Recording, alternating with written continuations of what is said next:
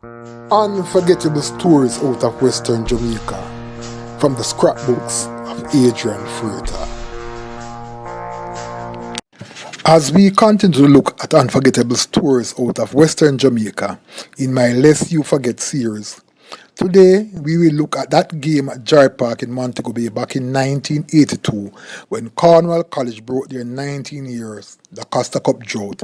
beating Titchfield High School of Portland 1-0 in what was a controversial final.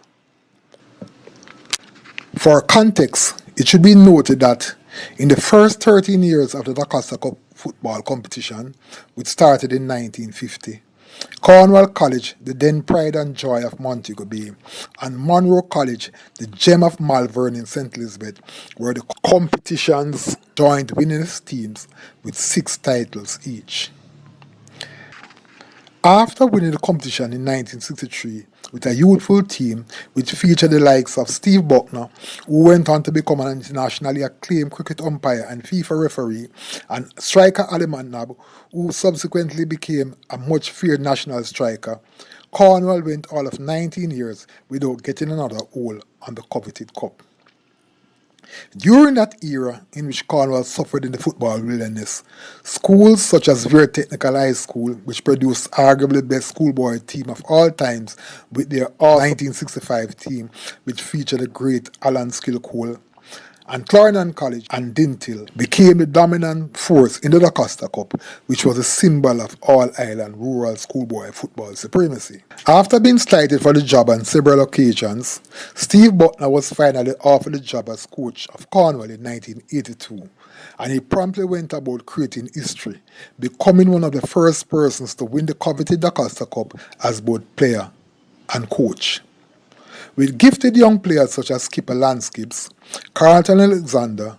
and burly striker Goyan Clark, the tactically astute Bucknor went about creating a team that functioned like a well-oiled machine. However,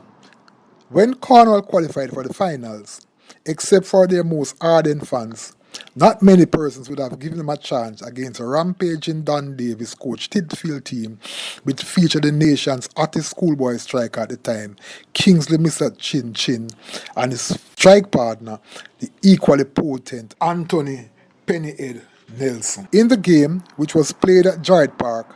much to the disappointment of the Titchfield coaching staff, players and supporters, Chin and Nelson had the home crowd worried in the opening minutes, regularly testing the Cornwall College defence with their blistering pace. However, in the 10th minute, Cornwall College launched a stinging counter-attack, and the Titchfield defenders committed a cardinal error when a Cornwall College player seemingly handled the ball and they stopped playing while shouting "handle ball." But with referee Wilson ignoring the Titchfield player's shout for a handle ball, the ball fell into the path of Clark, who made no mistake, rifling a powerful shot into the back of the net, giving the Montego Bay team a 1-0 lead and sending the fans into a dancing frenzy. Titchfield launched several counter-attacks going into the half-time break, but the Cornwall defence, led by skipper Gibbs, was quite resolute, if not rock solid. The second half started with Titchfield again on the attack, with Chin, who was then the competition's leading goal scorer with some 22 goals, creating many anxious moments for the Cornwall College fans with his relentless dribble, which forced the Cornwall defence into many rash tackles. With time running out in the game, Chin finally broke free of the Cornwall defence, but as he entered the penalty area, he was brought down from behind by defender Dennis Treadwhite, which drew loud screams of penalty from the Titchfield supporters. But to their disappointment, the referee waved play on. At the final whistle,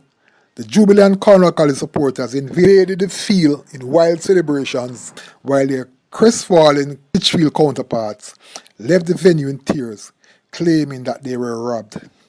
For Cornwall College, the 19-year drought was finally over, and their coach Steve Bucknor and goal scorer Goyan Clark were the heroes. Unforgettable stories out of Western Jamaica from the scrapbooks of Adrian Freighter.